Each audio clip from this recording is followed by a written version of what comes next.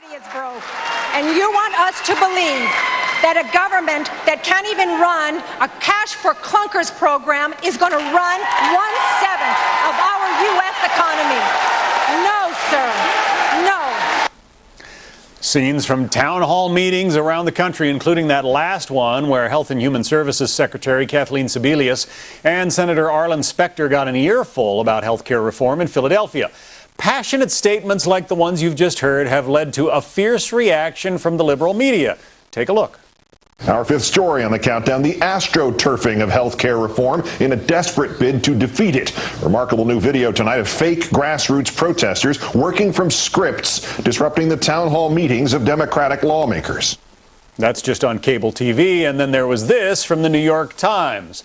The protests, organized by a loose-knit coalition of conservative voters and advocacy groups, were a raucous start to what is expected to be weeks of political and ideological clashes over the health care overhaul. So the message from the mainstream media, Rich, seems to be that these things are fake. They are so-called astroturf.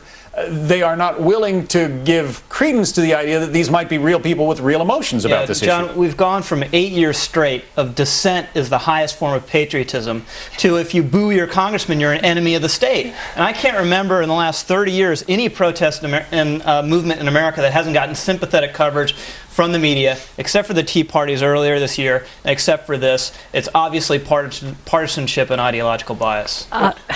Can I beg to disagree? Please do. I believe it was Ari Fleischer, a Republican, who said people needed to watch what they said, who questioned everybody's patriotism. That doesn't wash. I think the media, if they are liberal and for this, they ain't helping, because this is being endlessly replayed. They have fallen totally into, this is conflict, this is, people whoever, you know, there are several issues. I think the media should be looking at who are the groups that are organizing this, just as they should be looking at what George Soros is funding. Are they, in fact, organizing it? Well, there have been some very interesting reports about the fact that it's pharmaceutical companies, it's millionaires, it's not average people who are whipping these people up. Where the White House, I think, is screwed up is they called them a mob. You don't call dissent a mob. Well, you call dissent a mob when it acts like a mob. Now, we saw some clips in which people were asking legitimate questions and really deserved legitimate answers, straightforward answers, which they haven't been getting from the Obama administration. However, there have also been clips that I've seen on the air, we've all seen, of people shouting down congressmen who are supposedly trying to give them the information. I think what you have here is a hybrid. You have some legitimate outrage, some people who want answers, and some people who have been sent by the Dick Armeys and the Rick Scotts of the world, whose company had to pay $1.7 billion in fines. What's that have to do with protests at town hall meetings? No, because they're shutting down the town hall That's meetings. the biggest Democratic talking point. You repeat that every time you mention Rick Scott. It has nothing to do with these ordinary people at these meetings. Here's the key distinction. In this civil forum, let's let Jim I can help with the key distinction. If you're Barack Obama and you're a community organizer, whatever you do is good, according to the mainstream media.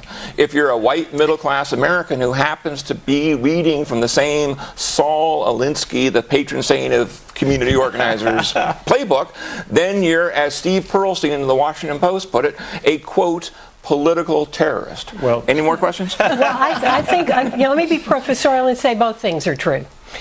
Because I think the media, I think the Obama people need to do a better job of explaining health care. This whole idea of saying, tell us who's spreading lies, feels like 1984. They are not helping themselves with that video saying, tell us who's spreading lies. They need to put their point of view across. But I do think it's legitimate to say, who is behind this? I mean, we certainly hear from people on Fox News that George Soros is behind this. This is the key thing, Jay. You can't manufacture anger. You could email and call these people. No. You could email and call them and tell them to get out as much as you like. They wouldn't show up if they weren't legitimately angry. That's true, but you can also scare people to the point. I mean, I think there's a difference between scaring people about the drug companies and the insurance industry. Congressman, I mean, there's scare rhetoric on both sides. Effigy and somebody, a congressman having to be escorted to his car. That is not civil discourse. Here's scare tactics. Scare tactics is Rachel Maddow taking the first 10 minutes of every show this week to denounce them and call them names and so on and talk about AstroTurf. And by contrast, Senator Claire McCaskill, Democrat from Missouri, said in her Twitter account.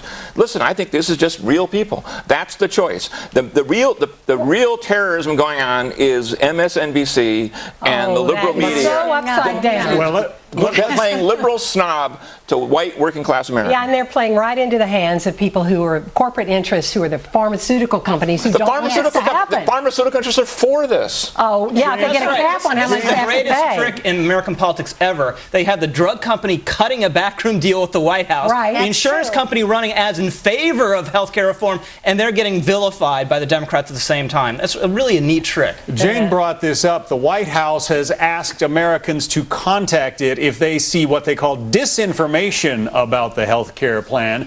Take a listen to our Major Garrett getting into it with White House spokesman Robert Gibbs. We're not collecting names from those emails. Why ask for them then? I mean, what's the goal here? I just don't understand what the particular goal is. The particular goal is to email the White House about things about this particular issue. Well, it's to get misinformation. Judy, is there something a little creepy about the White House collecting emails from ordinary Americans about disinformation? This is part and parcel of what the Obama campaign did, which is to collect names and addresses of people who are going to be on its side in this debate. Astroturf, that's Astroturf, right? That's wrong. There's something wrong with that. You can't send around emails or organize people. You can't say tell on your friends who are sending you stuff. I mean, that is Orwellian. No. That is If somebody says, I've gotten a message from clearly an AstroTurf group that I want the White House to know about, I don't see why the White House doesn't know Why about do you report that. anyone's opinion to the White House? And then let's go further. Politics Daily, which is a new political website, reported that the Obama White House has reversed a 9-year-old policy to not keep track of the cookies that people put in when they go browsing on the White House website. So in other words, now, for the first time in 9 years, if you go to the White House website and click around, they're keeping that as well. That's a violation of the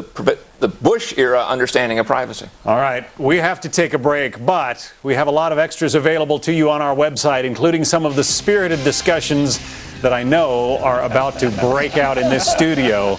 You can hear them after the show, foxnews.com/Fox News Watch, and we'll be back in 2 minutes with this.